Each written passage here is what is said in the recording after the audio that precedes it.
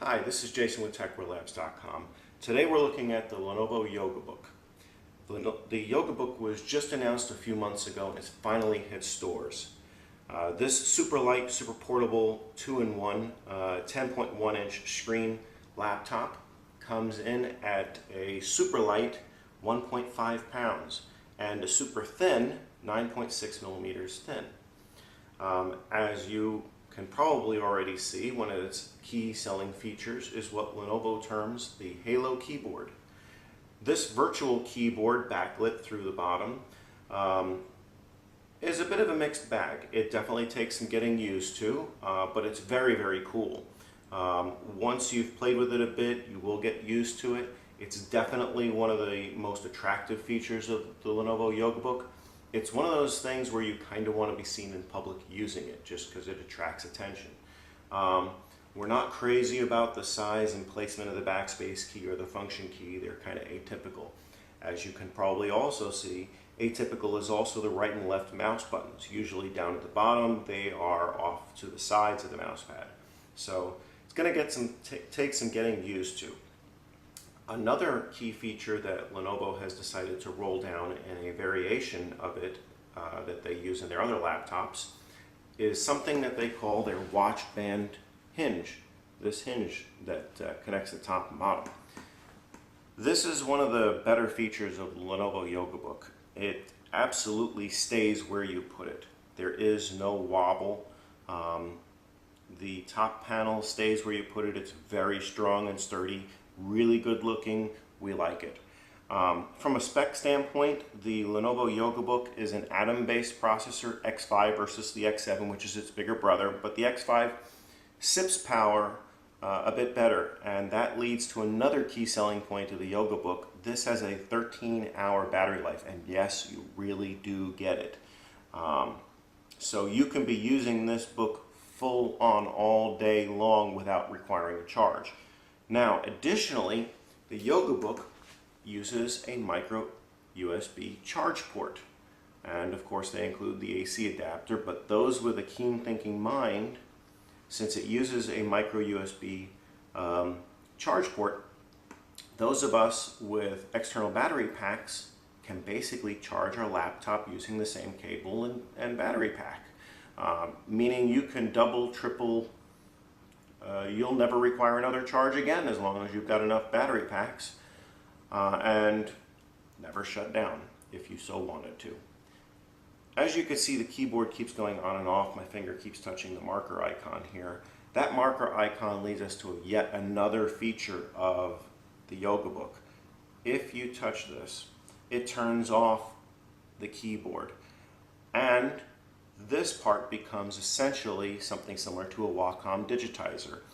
Lenovo includes the pen as well as a pad of paper, which conveniently enough magnetically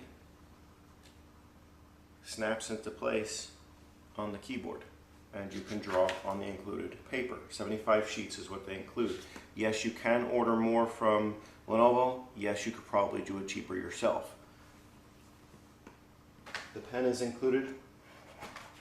A pressure sensitive pen, I believe 2048 levels of sensitivity. Don't quote me on that. Another not exactly unique but interesting feature of the Lenovo Yoga Book, here on the left hand side you have a small card slot. This card slot, you need a special tool to pop out.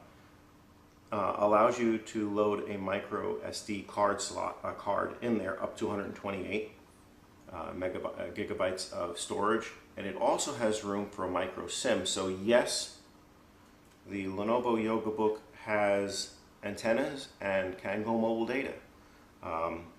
This whole package comes for the price tag of $499 for the Android version, or $549 for the Windows version.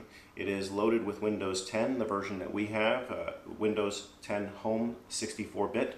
It is an Atom X5 Z8550 processor with 4 gig of RAM and 64 gig of eMMC storage. So let's backtrack a bit. Aside from the processor, 4 gig of RAM makes the Windows 10 experience usable finally, and is a nice inclusion here. The storage, however, is a Samsung eMMC, and it's on the slow side. We really would have liked to have seen a faster storage device included here.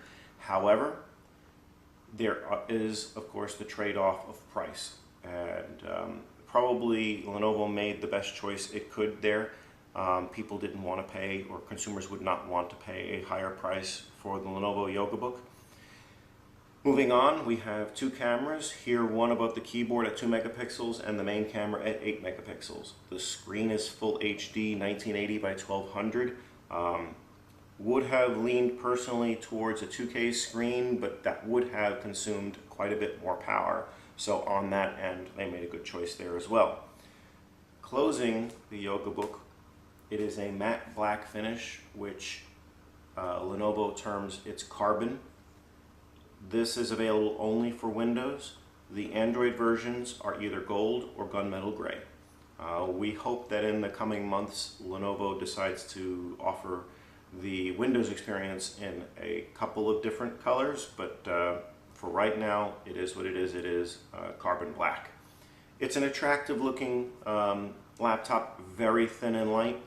On the right hand side, we have the volume rocker and power buttons. It is Dolby Audio Premium certified. That does not mean it has Dolby speakers. It means it is a certification.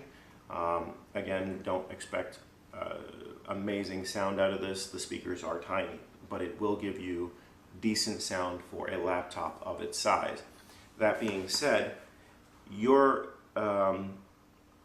experience with the YogaBook will be greatly improved if you don't think of it as a laptop. Instead, think of it as a fancy 2-in-1 tablet, because it is still Atom-based with 4 gig of RAM. The eMMC drive that's included in here, the Samsung eMMC drive storage, is something that we typically see found in Chinese tablets, TechGlass, etc.